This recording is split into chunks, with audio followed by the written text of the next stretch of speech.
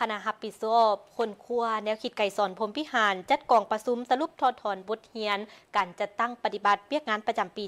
2025 และทิศทางแผนการ 2026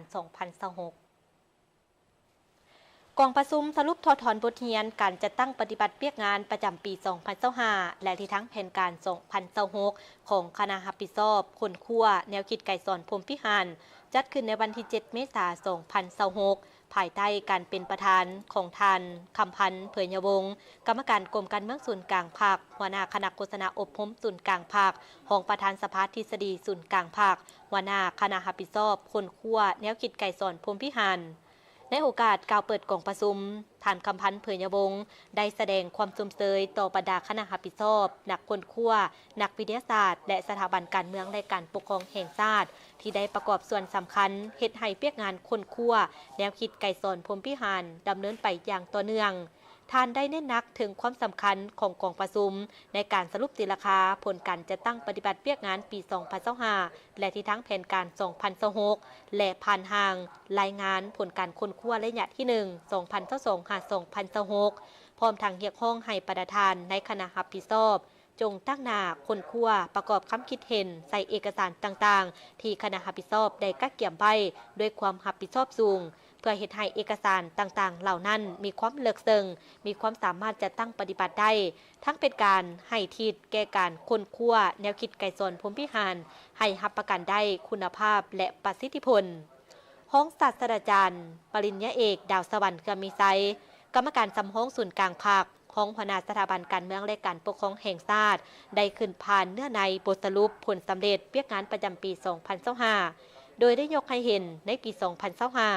คณะรับผิดชอบคนครัวแนวคิดไก่สอนพรหมพิหารได้บรรลุผลสำเร็จหลายด้านเช่น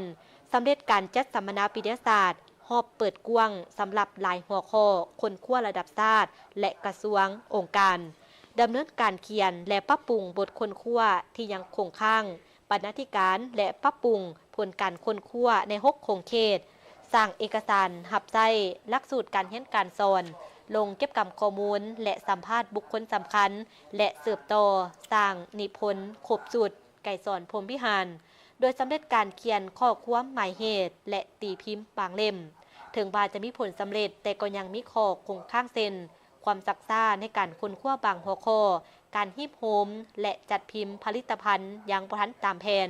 การเผยแพร่ผลการค้นคว้าสู่สังคมยังจำกัดและความยุ่งยากในการเก็บกำข้อมูล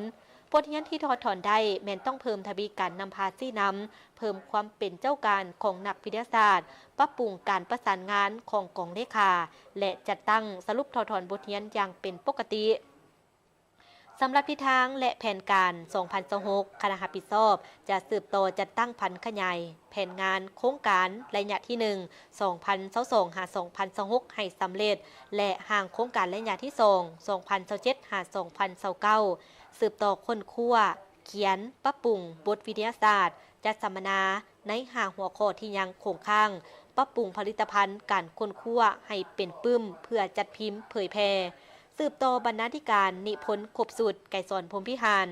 สร้างและปรับปรุงกลไกการเคลื่อนไหวเปียกการจะตั้งปฏิบัติแผนการเก็บกำข้อมูลอยู่หลายแขวงปรับปรุงกงจักการจะตั้งและจัดวางบุคลากรพร้อมทั้งสรุปผลการค้นคว้าระยะที่ 1 และห่างโครงการระยะที่ 2